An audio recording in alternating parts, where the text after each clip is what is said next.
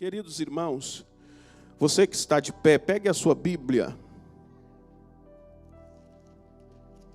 Eu quero ler... obrigado, minha filha, está aqui, desculpe. Um texto com vocês. E este texto está na carta que Paulo escreveu aos Filipenses. É uma epístola. Nós vamos ler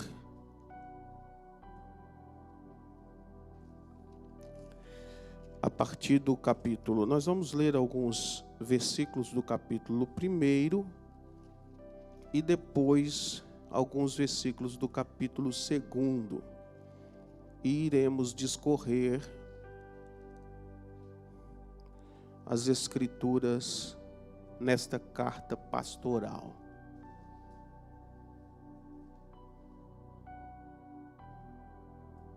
Vamos começar a partir do versículo de número 12 do capítulo 1.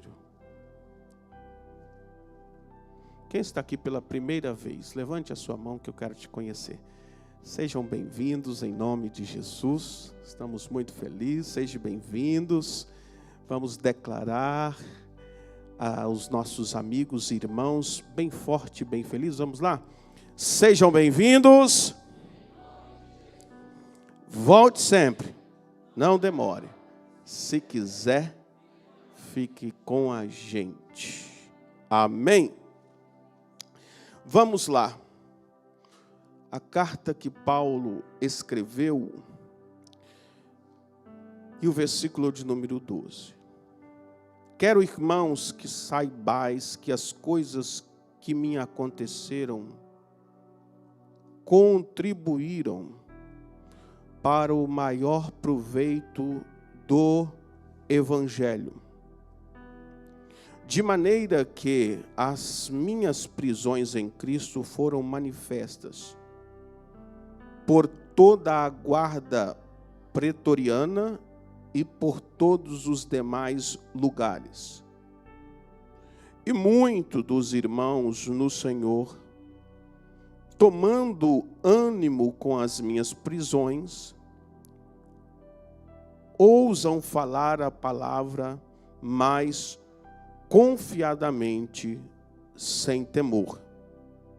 Verdade é que também alguns pregam a Cristo por inveja, por porfia, mas outros de boa mente, uns por amor, sabendo que fui posto para a defesa do Evangelho, mas outros, na verdade, anunciam a Cristo por contentação, não puramente, julgando acrescentar aflições às minhas prisões. Mas o que importa? Contando que Cristo seja anunciado de toda maneira, ou com fingimento, ou em verdade. Nisto me regozijo e regozijarei ainda. Porque sei que disto me resultará salvação, pela vossa oração e pelo socorro do Espírito de Jesus Cristo. Vamos agora, capítulo de número 2. A partir do versículo 1. Portanto, se há algum conforto em Cristo, alguma consolação de amor, se alguma comunhão no Espírito, se alguns estranháveis afetos e compaixões, completai o meu gozo, para que sintas o mesmo, tendo o mesmo amor, o mesmo ânimo, sentindo uma mesma coisa. Versículo de número 3. Não façais nada por contenda ou por vanglória, mas por humildade, cada um considere os outros superiores a si mesmo. Não atente cada um para o que é propriamente seu, mas cada qual também para o que é dos outros. O 5 diz: de sorte que haja em vós. Vamos lá? Todo mundo junto? Vamos lá, vamos começar. 1, 2, 3. De sorte que haja em vós o mesmo sentimento. 6. Que sendo em forma, não teve por usurpação, mas aniquilou-se a si mesmo, tomando a forma de servo, fazendo semelhante-se aos homens. E achando na forma de homem, humilhou-se a si mesmo, sendo obediente até a morte, e a morte de cruz. E você diz amém, e tome os vossos assentos. Prometo ser fiel a Deus, a sua noiva e a sua palavra. A igreja de Filipe é a resposta de um clamor que acontece ainda no livro de Atos dos Apóstolos, quando Paulo estava em uma das suas viagens orando, pedindo a Deus direção para completar a sua obra missionária. Uma das noites apareceu um homem da Macedônia em uma visão, clamando, e eu creio que esta visão veio do céu com o apóstolo Paulo para dar direção ao propósito em que Deus havia lhe chamado. E o clamor daquele homem na visão era: atravessa a Macedônia e ajuda-nos. Ele respondeu este clamor imediatamente, em prontidão, porque se havia uma virtude que fazia do apóstolo Paulo um homem tão puro, tão verdadeiro, era a capacidade de responder a Deus com prontidão. Há muitas pessoas que têm essa dificuldade de resistir à voz do Espírito Santo. Uns por causa da negligência, outros por causa da desobediência, outros porque estão com comichões no ouvido, outros porque preferem viver uma vida dissoluta como o filho pródigo, como se a herança do pai nunca fosse acabar. Tem gente que vive se exibindo na sua saúde como nunca fosse envelhecer.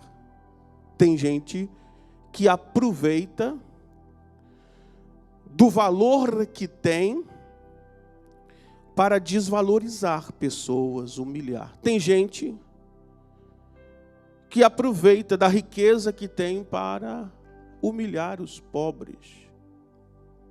Mas o apóstolo Paulo, um homem que aprendeu a responder a Deus e ao teu Santo Espírito. Às vezes Deus quer falar conosco, nós esperamos sempre, ou nós engessamos os meios de ouvir a voz de Deus. Tem gente que aprendeu a ouvir Deus apenas de uma maneira, mas Deus fala nas suas multiformes. Eu me lembro um testemunho de um traficante no estado do Rio de Janeiro, que havia se convertido, e após a sua conversão, ele foi perseguido porque ele fazia parte de um comando, e ele sabia muita coisa, então ele estava jurado de morte. E um dia, ao sair da igreja, alguns bandidos estavam atrás dele. Ele conseguiu sair em fuga, entrou para dentro de um matagal e começou a subir matagal adentro. E ele entra numa estrada, aquelas estradinhas pequenas, né? De mata-burro, como eles chamam lá em Valadares, Fernandinho. Aquelas estradinhas assim curtinhas, pedindo a Deus: Senhor, me dá livramento, me ajuda, me cobre com teu sangue, envia uma milícia de anjo. E aí ele chega num cruzamento, no meio do matagal, e ali ele fala: o que eu vou fazer agora? Então ele decide esconder atrás de uma moita naquele cruzamento. E ele ora, fala: Senhor, o Senhor tem promessa comigo, faz alguma coisa. E Deus manda uma providência. E a providência que Deus manda é uma aranha. E a aranha desce numa galha e começa a fazer as suas teias naquele caminho. E vai para um lado, vai para o outro, e ele ora e diz: Deus, eu estou sendo perseguido por traficante, eu peço um anjo, o Senhor manda uma aranha.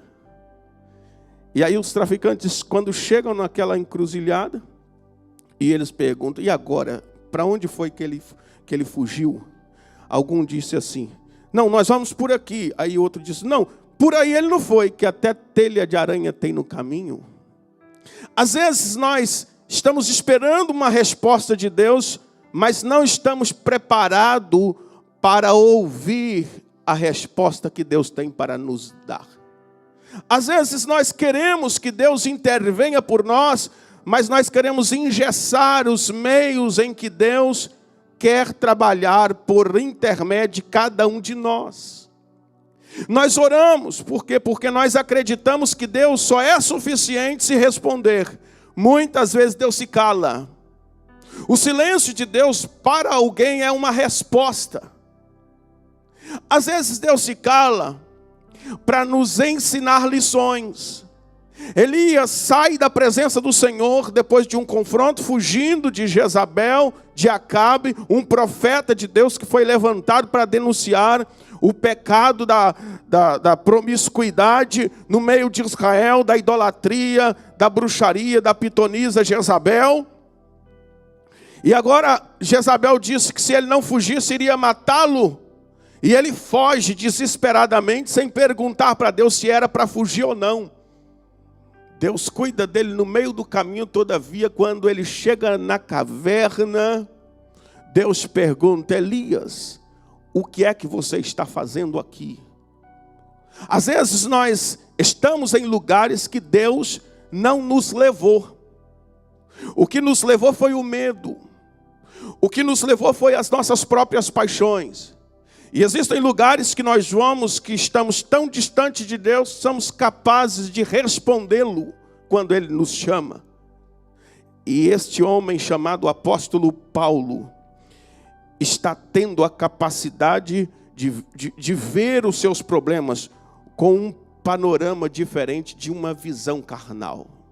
Ele responde a Deus.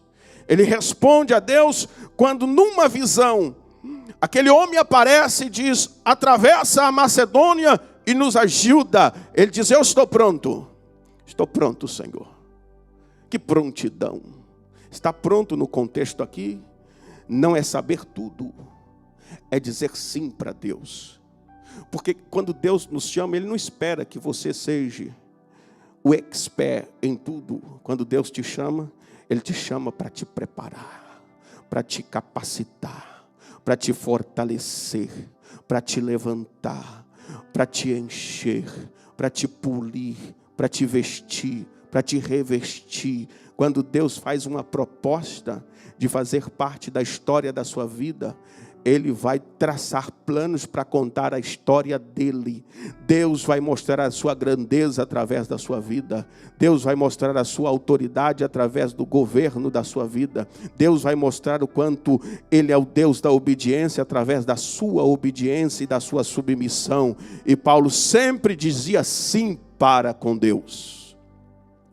Todavia, quando ele chega na Macedônia, ele passa por 3 a 4 situações. A primeira situação que Paulo encontra ao chegar na cidade é que ele evangeliza uma mulher muito rica, que trabalhava nas margens portuárias. Esta mulher, ela vendia púrpura, e ela se converte e faz da sua casa um lugar de habitação ao Evangelho. Convida Paulo a orar lá. Deus sempre tem uma porta aberta quando Ele envia alguém a fazer a sua obra. Eu louvo a Deus, querido, porque o Deus que envia, Ele patrocina, Ele financia, Ele sabe aonde estão os valores, Ele sabe aonde está a prosperidade. Se Deus te mandar para algum lugar, creia, quando você chegar lá, é só você mudar a rede para o lado esquerdo e você vai ver que os peixes não estão aonde você pensava, está do lado que Deus vai te mostrar. Ele chega lá e a Bíblia diz que uma grande porta nos se abriu, porquanto são muitos adversários. Eu sei que você chegou aqui na América na expectativa de viver os seus sonhos. Eu sei, todos nós chegamos numa expectativa. Talvez a sua expectativa foi enriquecer em 3 meses.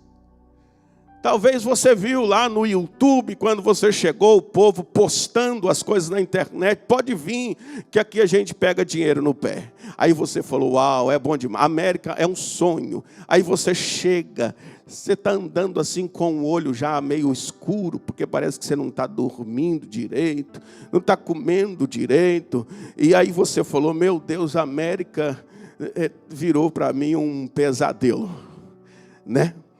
E na verdade, todos nós temos muitas expectativas, mas nós precisamos tomar cuidado para saber, para não deixar as nossas expectativas sufocar os propósitos de Deus. Porque pode ser que você não veio para cá para viver os teus sonhos, mas pode ser que você veio para cá para viver os sonhos de Deus. E se você não entender este princípio, você vai perder muito tempo rodando os montes. Você tem um sonho, por exemplo, de se dar bem na vida, mas não foi isso que Deus desenhou para a sua história. Deus te desenhou com um propósito. Tem um livro na Bíblia, chamado o livro de Esté. O livro de Esté. O nome Esté no original quer dizer Radassa. Essa menina bonita, que parece que foi desenhada por Deus, não teve pai, teve um tutor.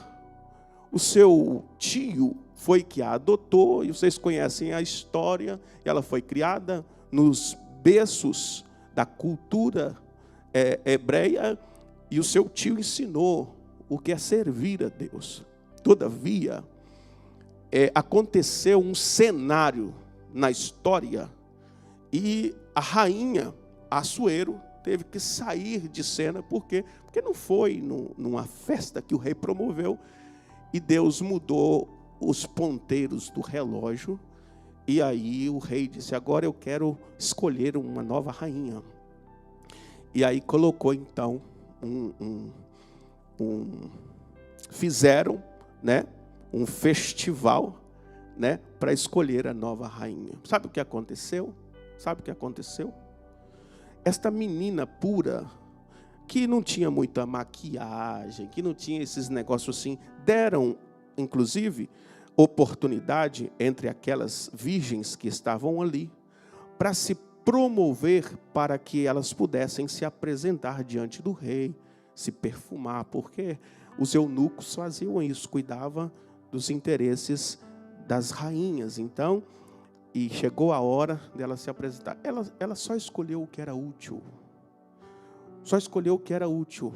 Mas quando ela se apresentou diante do rei, Deus deu a ela uma virtude, que ela pudesse ser a pessoa escolhida para um propósito. A beleza que ela tinha era para um propósito de Deus. Aquela menina foi gerada para um governo. Então ela foi escolhida. O rei viu nela o que não viu em nenhuma daquelas. Por quê? Será que o nariz dela era mais desenhado, o cabelo, o corpo? Não sei. Eu sei que Deus a fez para este propósito. Por quê? Porque num tempo não muito longe, um plano de morte aos judeus, e foi aí exatamente que ela entra.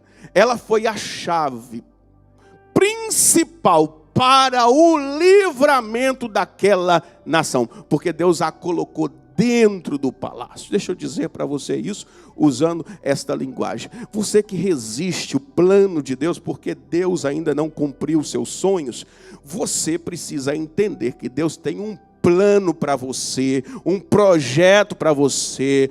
Os seus sonhos precisam primeiro alinhar com os sonhos de Deus, com os propósitos de Deus.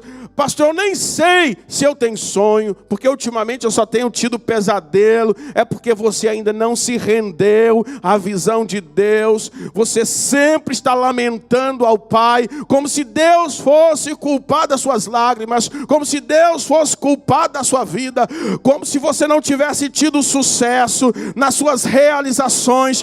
Entrega os seus caminhos ao Senhor, confia nele e o mais Ele fará. Ele chega na Macedônia e ele encontra esta mulher, mas ele encontra também uma pitonisa, uma mulher bruxa, uma mulher feiticeira, que cuidava dos negócios dos seus senhores. Ela era adivinha. Então, quando Paulo passava, Paulo ia e voltava, ela começava a declarar sobre eles. Aí vai um homem de Deus, aí vão homens de Deus. E um dia Paulo ficou cheio do Espírito Santo, ele era cheio do Espírito Santo, ele usou da autoridade, expulsou aquela legião de demônio que estava sobre ela, e a consequência disso é que ele foi parar na prisão. E aí vem a questão o seguinte: crente passa tribulação? Não deveria, mas passa. Enquanto nós estivermos aqui no primeiro andar, você pode chegar um dia que você não vai ter dinheiro para pagar aluguel, né, Robson? Pode chegar um dia que o pneu vai furar. No mundo tereis aflições. Mas a diferença daquele que serve e não serve a Deus é que em meio às nossas aflições, nós temos um consolador. Nós não somos como aqueles que não têm esperança, que na hora de uma traição, que na hora de uma falência, dá tiro na cabeça. Nós não somos assim. Nós sabemos que a nossa esperança não vem do homem. A nossa esperança está naquele que venceu a morte, venceu a carne, venceu o mundo, venceu os demônios, venceu todas as coisas e está sentado à destra de Deus. O que Deus está nos ensinando é que, meio a toda e qualquer dificuldade que passamos, nós precisamos ter a seguinte perspectiva acerca do reino de Deus: transformar as nossas cicatrizes em medalhas, irmão. Eu vou repetir. Você tem que aprender em Deus a ter maturidade para testemunhar acerca das suas dores. Você consegue falar das suas dores? Você consegue falar das suas ofensas? Você consegue falar das suas lágrimas? Você ainda é aquela pessoa que não amadureceu nesta área? Eu vou te mostrar o que Paulo está dizendo. Paulo está dizendo assim no capítulo de número 2, no capítulo de número 1, versículo de número 12. E quero, irmãos, que saibam que as coisas que me aconteceram contribuíram para o maior proveito do Evangelho. Aleluia! O que vem de mal, vem porque Deus permitiu, e permitiu vir sobre mim, porque Ele tem um propósito através disso. Um propósito. Até as coisas que não favorecem, favorecem. Desculpe a redundância, mas às vezes Deus para você com um pneu que fura para te dar um livramento lá na frente. Às vezes Deus tira alguém do circuito da sua história para você não cair dentro de uma cadeia. Às vezes Deus muda o percurso, freia, coloca você lá em Lodebar para ser poupado, para um dia você sentar junto com o rei para celebrar. Às vezes Deus te esconde, traz você para a América e faz você ficar escondidinho dentro de uma caverna, dentro de um pavilhão, dentro de um quarto 3x4, dormindo no chão. Deus faz isso como fez com José, para preparar você para ser um dia governador. Deus faz. Paulo está dizendo: o que me aconteceu não me destruiu. O que me aconteceu não me fez um homem amargurado, doente. Porque tem gente que quando fica na tribulação fica difícil, viu, irmão? Quer culpar o pastor, quer culpar a igreja, quer culpar a liderança, quer culpar a irmã do círculo de oração, quer culpar o líder de jovem, quer culpar... Até a Van culpa. A Van não chegou no horário. Mas Paulo está dizendo: o que me aconteceu, irmãos, foi para contribuir para o maior aproveito do evangelho. Até as minhas prisões. Olha, contando das suas feridas. Fala a verdade. Você só conta a bênção? Ou você conta também as tragédias que acontecem? E consegue extrair do seu deserto fortaleza? Você consegue fazer isso? Você consegue tirar a força da fraqueza? Ou você só conta, né, o conto triste? Ai, irmão, não aguento mais. Não, os hinos que estão cantando aí ultimamente, tem uns hinos assim meio difíceis que é só assim: eu não aguento mais, estou caindo, estou fraco, Jesus me perdoa, estou num quarto escondido. Antigamente uns hinos assim, né? Vamos vencendo, vamos marchando pelo deserto, vamos atravessando o Mar Vermelho. Mas hoje os hinos só falam assim: eu estou arrebentado, estou quebrado, cuida de mim, chega mais perto, vem morar comigo. Irmão, em nome de Jesus, Paulo está dizendo que o que eu passei contribuiu. Até a prisão foi uma porta que Deus abriu para eu evangelizar toda a guarda pretoriana. O que é que você está fazendo em tempo de crise? Como você tem lidado com as suas circunstâncias? Aproveite para remodelar a sua história quando você estiver confinado. Quando não der para você fazer nada, use duas coisas: a fé que você tem. Você precisa usar a sua fé. Você precisa ter uma palavra de esperança.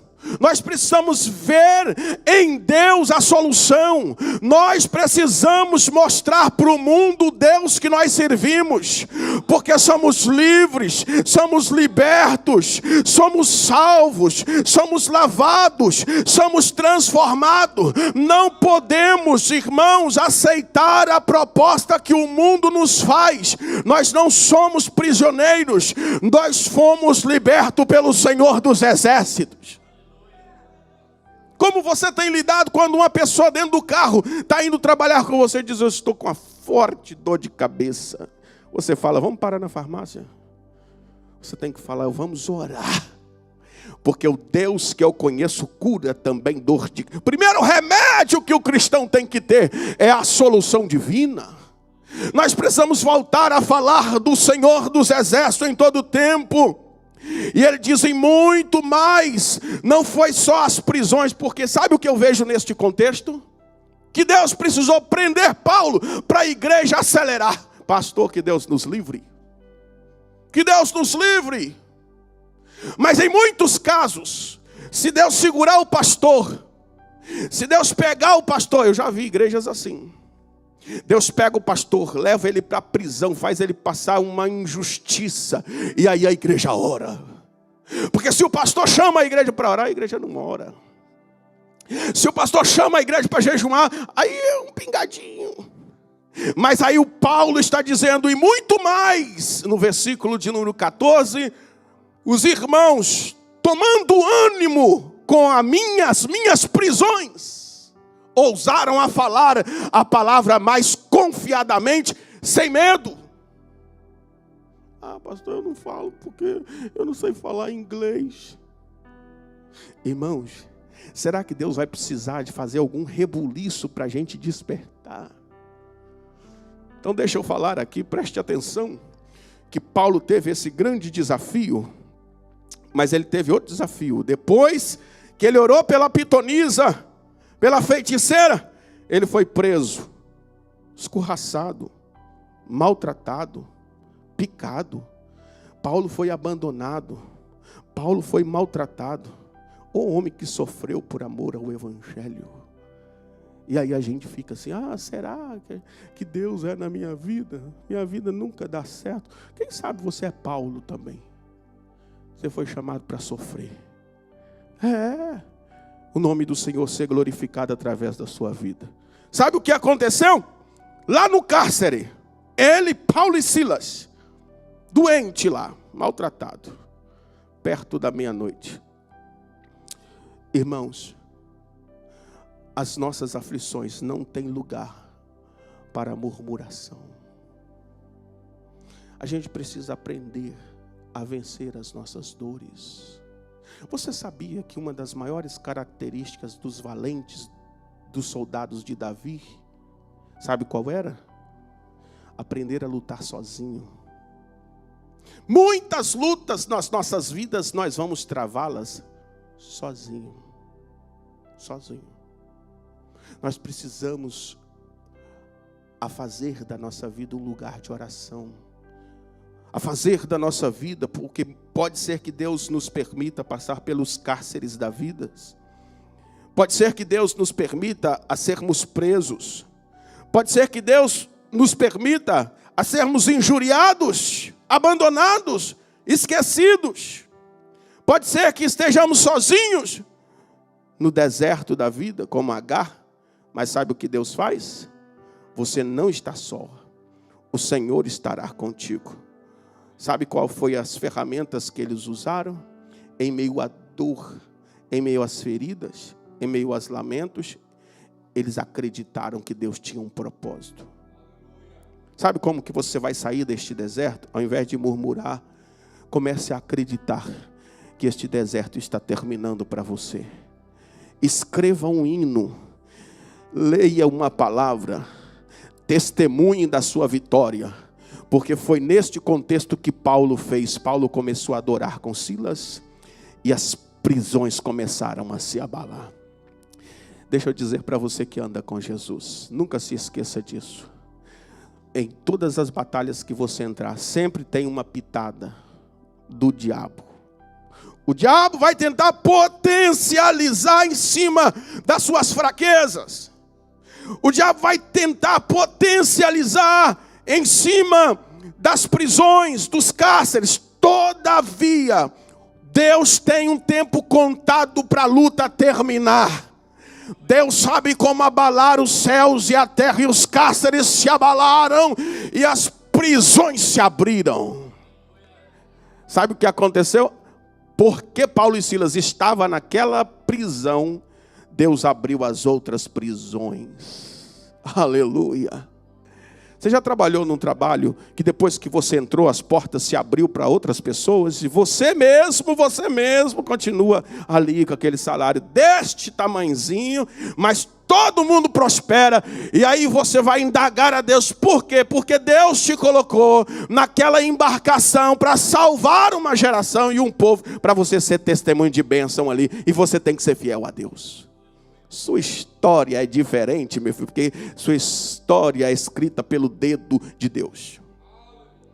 Não adianta você querer ser igual a todo mundo. Você entra lá nos midianitas, você quer ser igual a eles, mas Deus nunca vai deixar você ser igual a eles. Lembra de Moisés? Moisés nunca foi do sangue egípcio. Por quê? Porque ele nunca foi e nunca será, nunca vai se adaptar ao sistema do Egito, porque ele não é do Egito, ele é um libertador. Até o diabo sabia quem era Moisés, só ele que não sabia. Então Deus também escreveu uma história para você, e ele está lá no cárcere, e sabe o que acontece? Deus vai salvar agora o carcereiro e toda a sua família. Eu acho que tem alguém que tem um testemunho que quando passou pela imigração, virou crente. O pessoal ouvia aqui do lado de fora. Pastor, eu passei lá, tinha uma pastora lá que estava fogo puro, orando lá, acordava de madrugada, todo mundo bebendo água lá do córrego. E lá, porque aquela água lá da imigração é aquela água barrenta, né? Quem já passou por lá sabe. Comendo aquele, como é que é, Doritos? Não, é o burrito. E lá é crente. Não, estou jejuando. Aí lá a face até brilha, igual Moisés. 40 dias no monte de oração. Aí sai de lá. Aí fazem bezerros de ouro. fazem bezerros de ouro, né? Então o que Deus está falando conosco, irmãos, a prisão vai abalar, mas não se esqueça que quem abre a porta é Deus. É Deus que cuida de você. É Deus que te sustenta. Então o que é que está acontecendo com o apóstolo Paulo? Depois que tudo isso acontece, ele aproveita para fundamentar os alicerces da igreja lá em Filipe. Que bênção. 4 eventos maravilhosos. Depois que ele fundamenta os alicerces, como pastor daquela igreja, ele volta e está preso agora em Roma. E ele vai escrever uma carta para esta igreja. E esta carta aos Filipenses é exatamente esses 4 capítulos que ele escreve recomendando alguns problemas que estavam acontecendo ali. E eu quero passar bem rapidinho, porque o apóstolo Paulo está dizendo que depois de todas estas maravilhas, ele vai notar algumas coisas que estão impedindo a vida dos cristãos de prosperar. Problemas internos. Algumas coisas estão impedindo a igreja de Filipe, e Paulo vai declarar isso no capítulo de número 2. O que Paulo está dizendo é, vamos ver o 1:27. O que diz lá?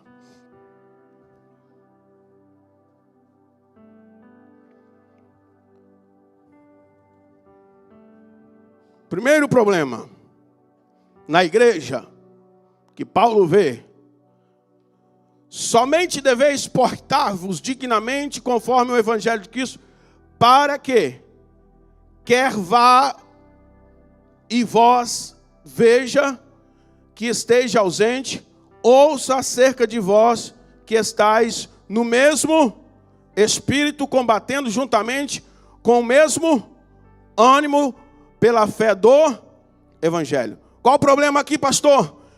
Que tenta parar toda a igreja e faz as igrejas entrarem em crise. O problema da falta de relacionamento. A igreja de Filipe agora está passando por uma grande crise.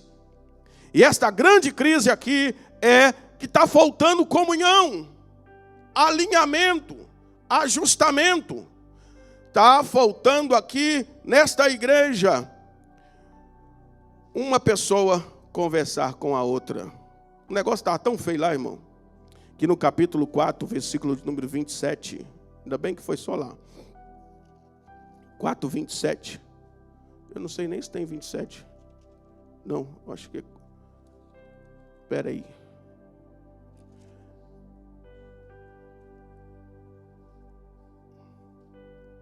não é 4:27 não, eu vou encontrar.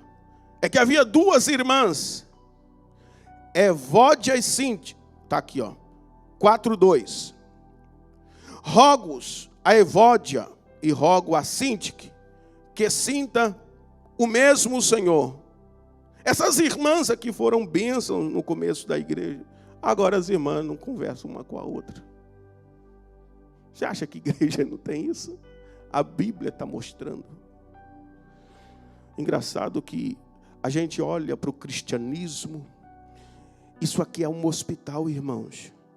A igreja é lugar de restauração, é lugar de mudança, é lugar de transformação, é lugar de lavagem da alma, é lugar de cura das feridas, é lugar de levantar os caídos, é lugar de patrocinar o reino de Deus para que os fracos se levantem, se fortaleçam, para os que estão longe se aproximem. Mas Paulo está dizendo, nós não podemos perder tempo com esta falta de relacionamento no corpo interno. Irmãs, pelo amor de Deus, Paulo está dizendo, tenha comunhão uma com a outra.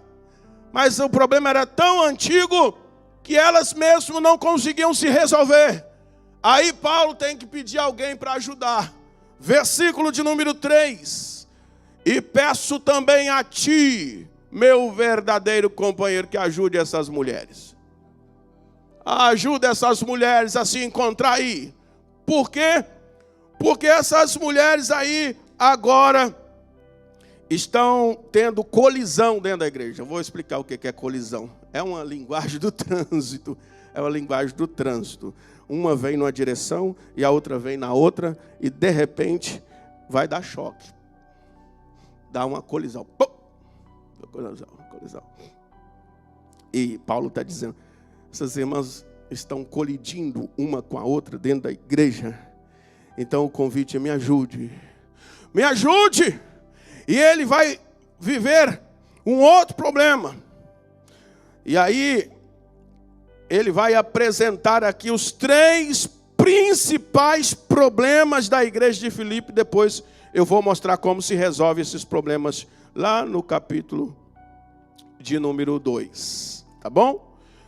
3 principais problemas que Paulo apresenta. Primeiro problema está lá no capítulo de número 2 que nós lemos.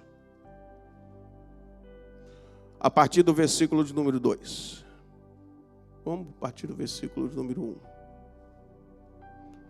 Portanto, se há algum conforto em Cristo, alguma consolação de amor, alguma comunhão no Espírito, alguns estranháveis afetos e compaixões, completai o meu gozo, para que sintais o mesmo, tendo o mesmo amor, o mesmo ânimo, sentindo a mesma coisa.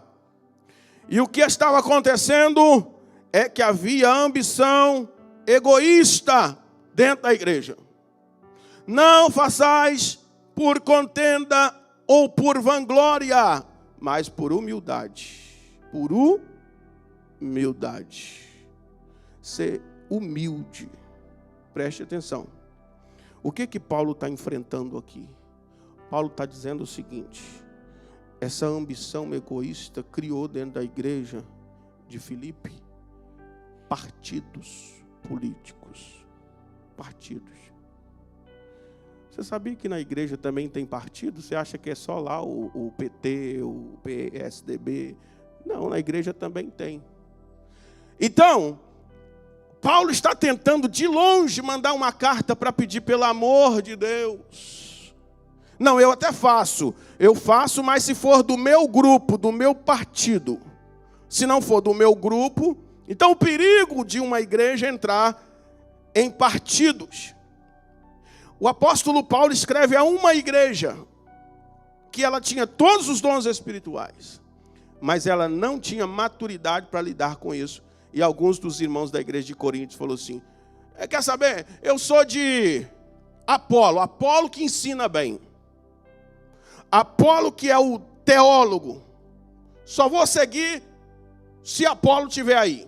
Se Apolo não estiver aí, eu não sigo. Aí outro diz: não, eu sou de Cefas. Pedro. Porque Pedro andou com Jesus.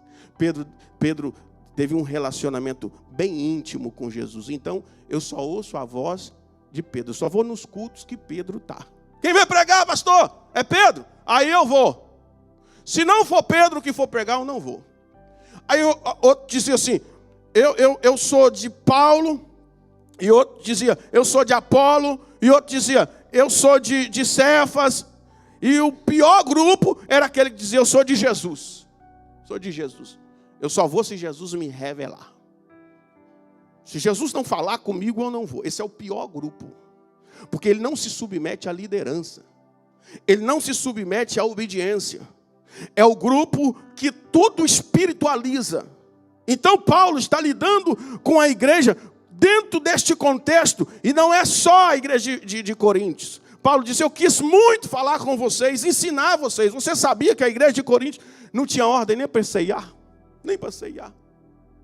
Eles se aproveitavam da situação para se embriagar com a ceia. Eles chegavam antes, porque o contexto judaico da ceia era uma cerimônia, uma festa bonita, uma mesa. Então os mais ricos carregavam e traziam à ceia as coisas mais luxuosas, os frutos melhores. Então Paulo dizia assim, aí os pobres chegavam, às vezes chegava com um biscoitinho, creme crack para levar, porque quando, né, aí farinha chegava, mas os ricos tinham aquelas, né, comida mais chique, né, aquelas uva passas, aqueles negócios ali. Só que eles eram espertos. O que eles faziam? Chegava mais cedo, no meio do dia, a ceia era à noite. Tinha um horário marcado. Então o que eles faziam? Bebiam o melhor vinho antes, comia, e quando os pobres chegavam para ceiar, já não tinha mais nada, a mesa já estava bagunçada. E aí Paulo disse: esperai uns pelos outros. Quem tem fome, come em casa, porque eu aprendi do Senhor o que também vos ensinei. Aprenda isso, pelo amor de Deus. Alguém só é capaz de te ensinar quando aprende de Deus e de uma liderança forte.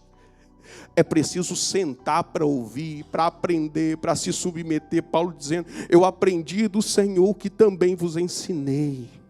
Que Jesus, na noite em que foi traído, você precisa ter estrutura para lidar com certas situações, mesmo diante dos piores momentos da sua vida.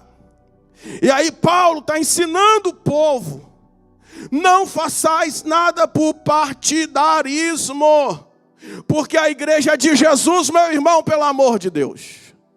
Vamos para frente, vamos fazer a obra do Senhor. E esta madrugada, o Espírito de Deus me acordou 3 horas da manhã, pastor Carlos. E o Espírito Santo de Deus falou comigo: meu filho, escreve. E eu comecei a escrever uma mensagem. E eu vou até ver se eu escrevo um livro, não é porque não vou me empolgar aqui não, tá, irmão? Mas o Senhor me falou esta madrugada acerca que, se o diabo fosse pregador, quais as mensagens que ele pregaria nos púlpitos. Porque o Lúcifer era um anjo de luz e era ministro. Mas imagine se ele fosse pregador. Ele é especialista, sabe o que ele fez? Ele sabe pregar. O diabo sabe pregar. Ele usou um púlpito no Éden e nem foi convidado para pregar.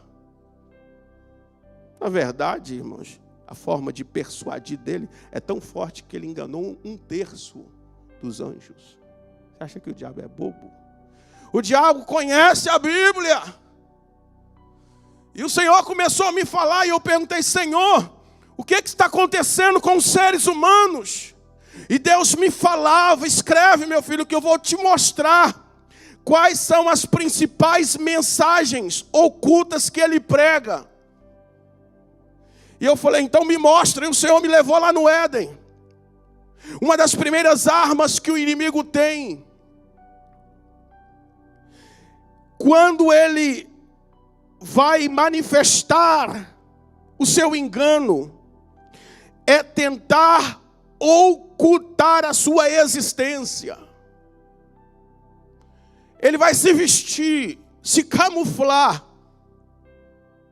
Ele vai contar uma mentira como se fosse verdade.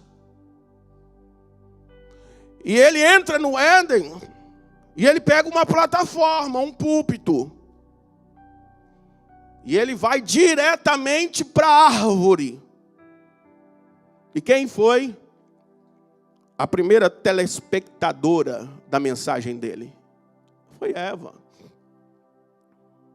O problema não é pregar, o problema é continuar pregando uma mentira até ela se tornar verdade. Hitler, ele não mudou a cabeça do povo de um dia para a noite. Todos os dias ele falava a mesma coisa, até que ele conseguiu matar milhões e milhões de judeus. Sabe o problema qual é? É que ele está se escondendo e mostrando como se ele não existisse, mas ele está ali. Uma das táticas de um atirador, caçador de animal, aqueles viadozinhos, eu estava ouvindo uma pastora falar que lá na região dela,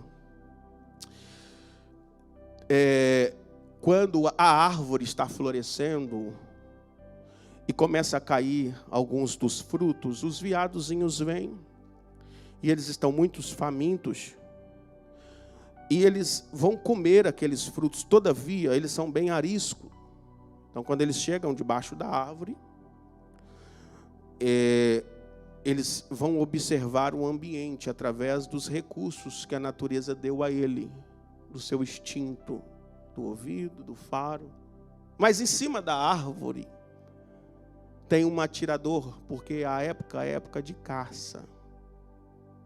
E ele está camuflado com roupas parecidas com folhas, bem vestido, com um silenciador. E aquele veadozinho chega, come, e ele come e percebe que o ambiente é tranquilo. Então ele relaxa. E ele não vai embora. Ele não vai embora porque ele quer comer mais. Tem abundância. Então, já que não aconteceu nada, e que ele viu que está tudo bem, ele fica ali. E é exatamente neste momento que o atirador o mata. O diabo faz exatamente a mesma coisa. Ele se esconde. Ele se esconde invisivelmente e se veste, se esconde em cima da árvore, só para você relaxar. E aí a gente pensa assim, não, tudo é diabo, tudo é diabo, tudo é diabo. É verdade, tudo é diabo. Inclusive, agora começou a usar a inteligência artificial. Ele sabe como usar isso muito bem. Porque usando esses meios, ele vai conseguir tirar o afeto. Usando esses meios, ele vai conseguir tirar a emoção. Usando esses meios, ele vai começar a operar com mais precisão. E aí se cumpre a palavra que o amor de muitos se esfriaria. Porque vai nos fazer depender de recursos. Vamos se tornarem escravos. Segunda arma é a terceira voz. Por que, pastor, que tem gente que está no caminho certo, perto de alcançar a vitória, e na contagem regressiva se perde? Porque entrou uma terceira voz no sistema. Primeira voz do jardim era a voz do marido. Era a voz de Adão. Era a ordem que Deus deu para ele. Você deve lavrar a terra, cuidar da terra. É responsabilidade sua trabalhar. Segunda voz era a voz de Deus. Quando nós damos ouvidos a uma terceira voz, nós perdemos o foco. A Bíblia diz que Eva deu ouvido à voz da serpente. A voz de quem? Da serpente. E aí ele usa uma outra arma. Nunca. Há muitas pessoas perdendo na vida, porque querem discernir coisas espirituais com as armas carnais. A Bíblia diz que ele falou tanto na cabeça dela que a sua visão mudou. O diabo sabe conquistar através do tempo. Vendo ela, olha só, hein? Vendo ela que o fruto não era mau aos teus olhos, como que ela julgou? Julgou pela aparência, julgou com as informações externas. Ela não foi capaz de discernir que havia uma voz oculta, que havia uma camuflagem, que havia uma arma do diabo, que havia uma insistência em pecar. Ela não foi capaz de discernir que era Deus que havia lhe dado uma sentença e uma lei, e ela se permitiu, ao ponto da visão mudar. A terceira voz muda a visão. Quando a visão muda, a pessoa perde a direção. Pastor Judas, o ministério dele mudou quando? Quando ele deu ouvido à terceira voz. Quando que as pessoas se perdem? Quando dá ouvido à voz da serpente. Não tem nada a ver. Só um pouquinho. A Bíblia diz que, vendo ela que o fruto não era mau aos olhos e bom ao paladar. Irmãos, que situação é essa? Como seu paladar pode julgar algo espiritual? Tem gente julgando coisas espirituais de uma maneira carnal. Não pode. Coisas espirituais só se discerne espiritualmente. E o apóstolo Paulo está tendo grande desafio com a igreja, porque a igreja está vivendo em um tempo difícil de crises espirituais. E ele continua falando no versículo de número 4. Não atentai cada um para o que é propriamente seu, mas cada qual também para o que é do outro. Olha que interessante este texto que o apóstolo Paulo recomenda-nos. E o segundo problema é o prestígio pessoal, vanglória. Não, se o meu nome não estiver aí, eu não faço. Não, se eu não aparecer, não, o nome que tem que aparecer é o nome de Jesus Cristo. De sorte, olha que não atente cada um para o que é propriamente seu. Irmãos, nós não podemos permitir que a glória que é de Deus seja dada a qualquer um de nós. Sejamos humildes o suficiente para honrar a Deus na glória que lhe é devida. E o número 3, está lá no versículo de número 4 ainda. Egocentrismo é não ter a capacidade de olhar coletivamente. Eu não me importo com o que o meu irmão está passando. Um dia alguém me perguntou assim, pastor, a igreja aqui, essa igreja, é tudo festa grande. Tudo... Eu falei, é grande porque se não dá para fazer para todo mundo, nós não vamos fazer só para um. Tudo é para todo mundo. O projeto é para que envolva todo mundo, porque a visão é coletiva. A visão é global. A visão é que todos sejam alcançados num nível de humildade, porque todos nós somos iguais perante ao Deus de Israel. Agora, qual é o remédio para acabar com este problema? Versículo de número 5. De sorte que haja em vós os mesmos sentimentos que houve também em Cristo Jesus. Eu preciso ter os meus sentimentos aprisionados em Cristo. Eu vou dar só um exemplo para a gente ir para o final. Jesus era tão simples que um dia ele pega a escola apostólica brigando por partidarismo. Eu que vou sentar à direita, eu que vou sentar à esquerda, eu que vou ser o maior. Na ceia, na última ceia, Jesus pega uma bacia. Pega o quê? Uma bacia. Tem muito problema na igreja que só vai se resolver com uma bacia de água. De água. Jesus pega a bacia, tira as suas vestes e vai lavar os pés do seu discípulo. E eu lembro de uma esposa.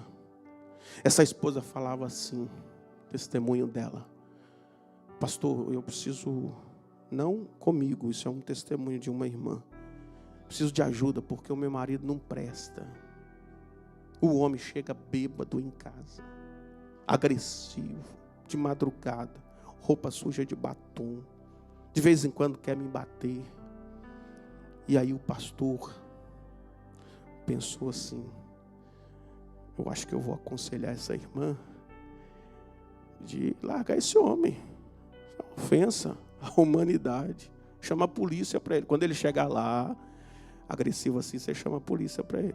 Mas aí o pastor falou, não, faz o seguinte, minha filha. Quando ele chegar, você abre a porta e faz uma aguinha bem quente numa bacia.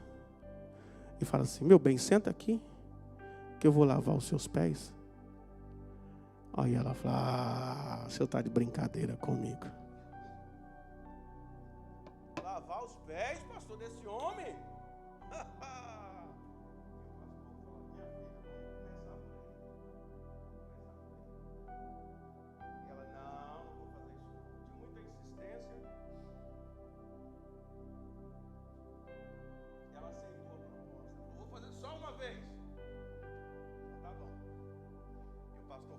Mas a água não pode estar fervendo, não. A água não pode estar fervendo, não. Aí o homem chega bravo, daquele jeito que os irmãos sabem, né? Que antigamente a gente era de lá, agora nós somos lavados pelo sangue de Jesus. Chega em casa, né? E aí quando ele bate na porta, ela tá, meu bem, estava te esperando. Aí ele falou, meu Deus, essa mulher deve estar aprontando alguma. Vai jogar água fervendo no meu ouvido. Aí ele falou, não, senta aqui. Tirou o sapato dele. Ele todo arisco. Senta aqui que eu quero lavar o seu pé hoje. E aí pegou a água, sentou, tirou o sapato e foi lavando o pé dele, conversando com ele. Irmãos, aquele homem, ele disse que ele nunca tinha visto um tratamento como aquele vindo da sua esposa. E ele se sentiu como se Jesus estivesse lavando os seus pés. Ele se sentiu tão indigno, tão sujo, que a vida dele foi transformada depois de uma atitude sábia daquela mulher. Quero dizer que isso não é uma regra para ninguém, mas que Jesus fez isso para mostrar que humildade e que reconciliação só é possível com humilhação. Preste atenção. De sorte que haja em vós os mesmos sentimentos que houve em Cristo Jesus. Deixa eu mostrar 5 degraus que Jesus desceu para mostrar como resolve problema. Primeiro degrau. Sendo de forma de Deus, não teve por usurpação ser igual a Deus. Deixa eu falar desta palavra usurpação. É a pessoa ter direito de tomar posse daquilo, mesmo que seja à força, e não toma. Porque Jesus, se fizesse isso, ficava tudo tranquilo, porque Ele é o Todo-Poderoso mesmo. Mas Ele não fez, mesmo tendo o direito. Ele se humilhou. Ele poderia usar da sua superioridade, da sua grandeza, para mostrar que é Deus, igual a Deus, mas Ele não fez. Ele desceu o degrau.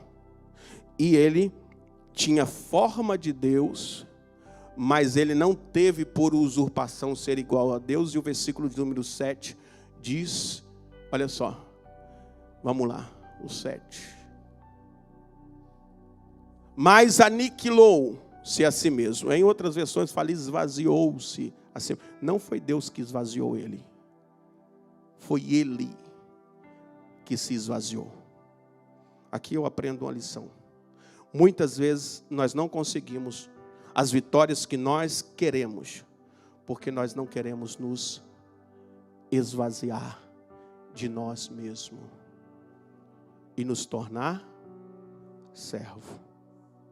Não, vai ficar lá fora. Entra aqui que você vai ver que eu vou te cortar na faca. Te mostrar. Eu sou crente, mas essa mão aqui é convertida, mas essa aqui não é não. Tem que se esvaziar. Não, Deus me dá graça. Deus, não, é você que tem que se esvaziar do seu eu. É você que tem que dizer para essa velha natureza, fica quieta aí, rapaz. Vai para a cruz. Não aguenta. Vai lá e dá um soco lá no espelho, grita lá dentro do quarto, marcha de um lado para o outro. Depois que você tiver calma, vai lá como a mulher virtuosa, arruma a comida deste homem. Você, meu irmão, arruma a cama que você dormiu, joga o lixo fora, em silêncio, e dá glória. Não, vamos mudar essa história. Vamos mudar. Esvazia. Porque tem gente que esvazia só até a metade. Tanque pelo meio. Eu vou longe aí. Não. O esvaziamento tem que chegar ao ponto de servo. Servo. Lavar o pé. Ok. Esse irmão me ofendeu. Na ceia eu vou esperar ele trocar o cálice e vou falar, você não presta não, meu rapaz. Não, Deus está falando, vai você até ele. Ele diz, meu amigo, eu estava orando para te dar um abraço. Isso é esvaziar. Se esvaziar, não te faz menos do que ninguém. Porque Jesus se esvaziou e continuou sendo Deus. Mas tem mais. Terceiro degrau.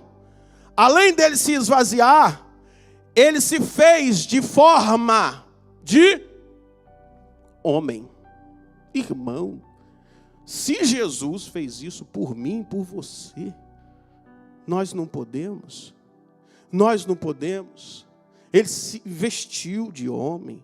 Ele foi limitado ao tempo, espaço e à circunstância. Aquele que chama os raios pelo nome. Aquele que tem na palma da mão o controle da terra. Aquele que criou tudo. Agora está tendo que aprender a obedecer. Porque lá no céu é ele que mandava nos anjos, nos arcanjos, nos querubins, nos serafins. Ele dava ordem às estrelas. Ele que com o poder da sua palavra sustenta o universo.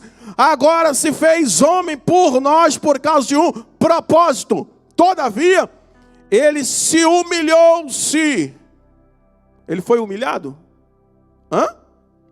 Não? Não, ele se humilhou. Ele se humilhou. O problema da gente, eu falo nosso, é que a gente quer se humilhar e se exaltar. Não pode. O nosso papel é se humilhar. Você precisa mostrar para esta carne sua que quem manda é Deus.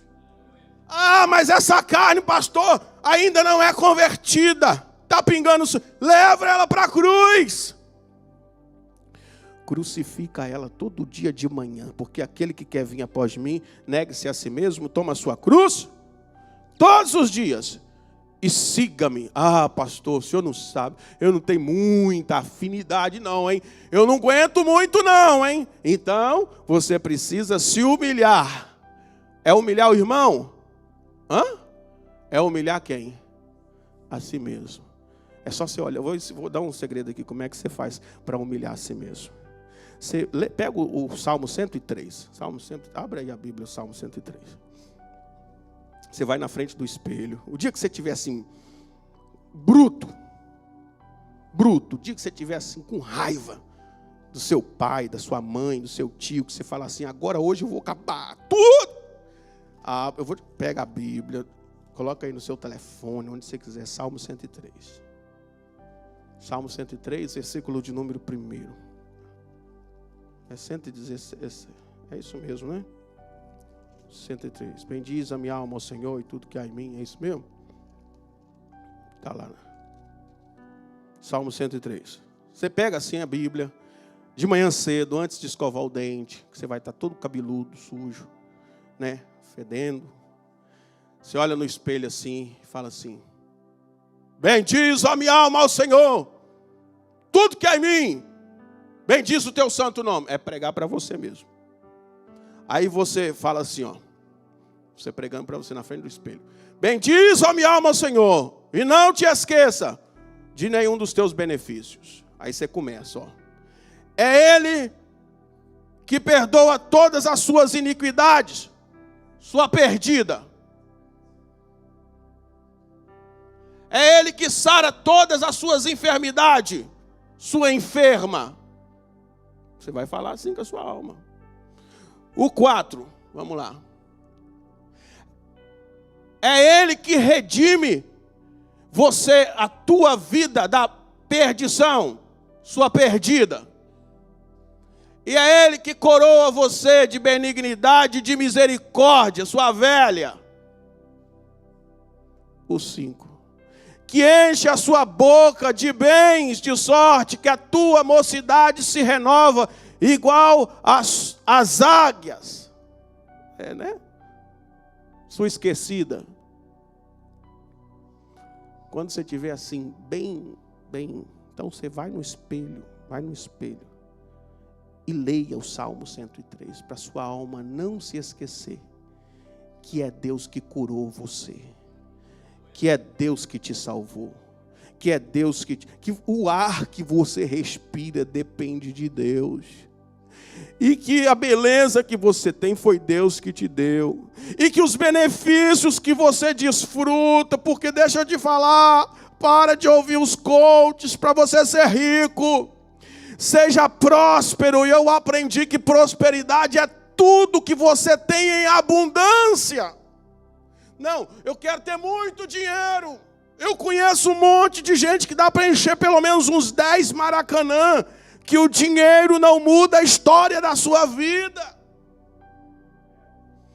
Então aprenda que a benignidade do Senhor e que a bondade, que a prosperidade é tudo aquilo que você tem em abundância, tem paz em abundância, então você é próspero. Você tem descanso em abundância, você é próspero. Você tem saúde, você é próspero. Você tem comunhão, amigos, você é próspero. Deus te fez próspero. Você tem uma família, você é próspero. Você é rico em Deus. Porque tem um monte de gente que a única coisa que ela tem é dinheiro e mais nada. Carrega dentro do seu peito um vazio. A gente que não sabe, mas tem gente que por trás da televisão, da tela, do telefone, no lugar vazio e escuro, tem gente que toma remédio antidepressivo, tem gente que pede para morrer, tem gente que é atacado por demônios, tem gente que toma remédios para dormir, tem gente que não tem paz, tem gente que tem a geladeira cheia de tudo que quiser, mas tem câncer no estômago, não pode comer nada. Mas Deus nos banha das suas infinitas misericórdias. E Ele te trouxe aqui esta noite para dizer o quanto você é amado. Ele desceu os últimos degraus por você. Ele fez tudo isso por você. Se você tem razão para agradecer ao Senhor, se coloque sobre os seus pés.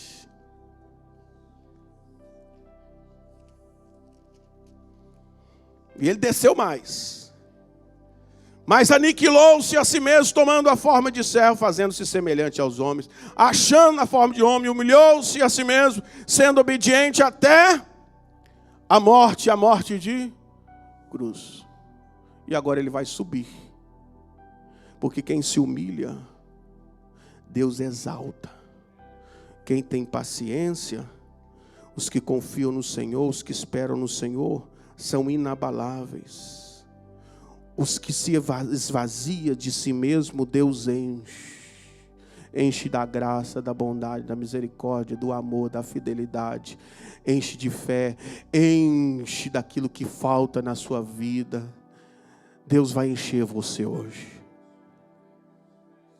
Porque Deus, olha o que Deus fez. Pelo que também Deus o exaltou soberanamente. Essa palavra soberanamente no grego é sobre todas as coisas.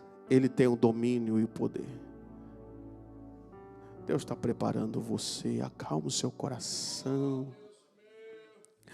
Deus está te dando graça. Seja paciente. Espera o tempo de Deus. Ame intensamente quem está do seu lado.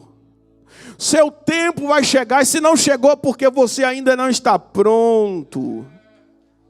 Ah, José, espera mais um pouco, porque você foi na frente, para você amar e preparar o caminho para os seus irmãos. Foi Deus que escolheu isso. O Senhor te trouxe aqui esta noite para dizer para você que há esperança para você, há esperança para a árvore, e que os planos do Senhor jamais serão frustrados na sua vida. Todavia, você que decide o que vai fazer da sua história. O que é que você vai fazer? Vai dar ouvido à serpente? O que é que você vai fazer? Vai perder a oportunidade, vai vender o seu ministério por 30 moedas de prata? O que é que você vai fazer? Vai desistir no meio do caminho? Deus não tem prazer naqueles que se fazem covarde, mas aqueles que esperam no Senhor renovarão as suas forças, diz a Bíblia. Subirão com asas como de águia.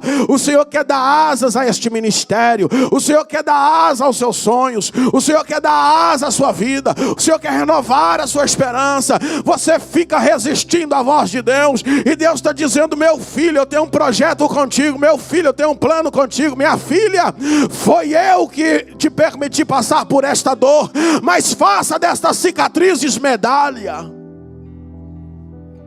Para de ficar se lamentando, tirando casquinha deste machucado.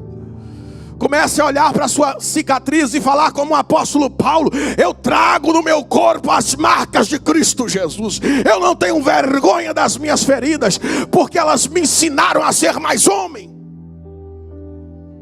Eu poderia ter todas as razões para ser um bom traficante, para ser um bom carcereiro, para ser um bom marginal, porque eu tive todas as chances quando eu morei na comunidade. Mas eu decidi, mesmo não tendo a presença do pai, mesmo não tendo a presença da mãe, mesmo não tendo condições de estudar em uma faculdade, mesmo não tendo bolsa família, eu decidi seguir os conselhos do Espírito Santo. Em meio às adversidades da vida, eu levantei a minha cabeça e fiz como Davi: o Senhor é o meu pastor e nada me faltará. Eu preferi ouvir a voz de Deus, mesmo que eu não fosse escolhido nos meus sonhos ser um policial, ser um médico. Eu sabia que a minha incapacidade não era possível, mas eu entreguei os meus sonhos na mão de Deus, e hoje eu estou vivendo os sonhos deles. Não vivo mais eu, mas Cristo vive em mim, e eu estou contente com o que Deus está fazendo, porque eu aprendi a viver tanto na bonança como também na escassez. E o versículo que marca a minha vida é que eu estou pronto, porque segundo a minha intensa expectação e esperança de que em nada serei confundido, Cristo será sempre glorificado na minha vida, no meu corpo, porque para mim o viver é ganho e o morrer é Cristo e o viver é ganho. Você vai sair desse berço hoje? Você vai deixar cair as portas do berço e vai dizer: o negócio que Deus tem comigo vai acontecer hoje, ou você vai fugir, Jonas? Para onde você vai comprar sua passagem para Tarso? Você vai para o porão, ou você vai ser vomitado lá para Deus cumprir o propósito? Ah, pastor, estou cansado de ouvir esse negócio: Deus, Deus, Deus, Deus, Deus, Deus. Quero desafiar você então a fazer como o filho pródigo. Caia em si hoje. Saia desse estado que você está vivendo e confie em Deus. A porta da reconciliação está aberta. Agora é você. Agora é você. Agora é você. Enquanto o ministério vai adorar o Senhor, eu nunca esqueço e falo de novo desse testemunho. Às margens do rio, a mãe sempre naquela casinha pobre, todo ao entardecer, via o seu filho sair correndo no sol ensolarado para tomar um banho de rio. Todos os dias, pela janela, ela avistava a alegria do coração daquela criança. Mas um dia algo inusitado aconteceu. Um jacaré apareceu ali. E aquela criança foi alvejado pelas costas, e o jacaré conseguiu pegar um dos teus pés. E ele começou a gritar: mamãe, mamãe. E a mãe dele saiu correndo em direção àquele riacho, desesperada, porque o jacaré estava puxando ele para dentro. Inofensiva a criança. A mãe conseguiu entrar sobre as águas, e ela pegou pelos braços, ao ponto de que as suas unhas entraram na sua pele. E ela dizia: eu não perco ele, mesmo que vai doer as minhas unhas. O jacaré puxava de um lado e ela puxava do outro, até que um fazendeiro que passava por ali viu aquela situação, correu e deu um tiro naquele jacaré e conseguiu salvar a vida daquele menino. Ficou com apenas alguns arranhões gravíssimos nas suas pernas. E os noticiários souberam. Foi ao hospital entrevistá-lo. Quando chegou ali, a repórter perguntou se podia fazer uma entrevista com ele. Perguntou para ele: o que aconteceu? O que marcou a sua história? O que marcou o momento que você estava vivendo? Ele disse: eu tive um grande livramento. Foi um grande livramento. Todavia, o que mais me marcou foi as unhas da minha mãe. E ela não entendeu. E ele disse assim: quando o jacaré estava me puxando, eu senti as unhas dela entrar na minha pele. E eu pensei: o amor tudo suporta. E eu deixei ela cravar as unhas em mim, porque eu sabia que ela estava fazendo o melhor que ela podia. Quero dizer para você que foi isso que Deus fez por você, para não te perder. Às vezes você olha as marcas que você tem no corpo e fica culpando o pai, fica culpando a mãe, o avô, a tia. Diz aí, ó, se eu tivesse estudo eu não seria um delinquente. Eu quero dizer para você, essa palavra é para você, que sua mãe travou também uma luta no mundo espiritual, ao ponto de enfermar pela sua vida. Todavia, Deus não vai perder você de vista. Ele vai arrancar você dessa escuridão. Nem que Ele tenha que cravar as unhas em você, Ele não vai te perder para este jacaré. Quero chamar você aqui à frente, que precisa desta vitória da parte de Deus, que precisa deste socorro, que precisa deste auxílio, que precisa desta paz, que precisa deste livramento, que precisa voltar a viver de novo. Você não está vivendo, você está sobrevivendo um dia após outro dia. Mas esta luta é sua. Você precisa assumir esta batalha e entregá-la ela para Deus. O Senhor dos Exércitos está aqui enquanto o ministério vai louvar. Você que entendeu esta palavra de Deus para a sua vida, tem o direito em Cristo Jesus de receber esta oração. Saia do seu lugar e venha. Você que precisa de força, você que precisa de graça, você que precisa de entendimento, você que precisa de paz, você que precisa de alegria, você que não consegue sair do vale. Oh, a mão de Deus está aí. Olabara sob de levácia. É a sua hora.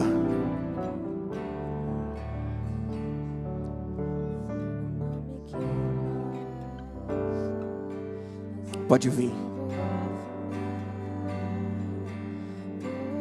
Nós vamos orar por você. Pastores, vamos orar. Vamos ministrar sobre eles. Evangelistas, presbíteros. Essa dor não é sua, essa dor também é do Senhor. Esta luta não é sua, essa luta também é de Deus. Nós queremos orar por você. Pode vir.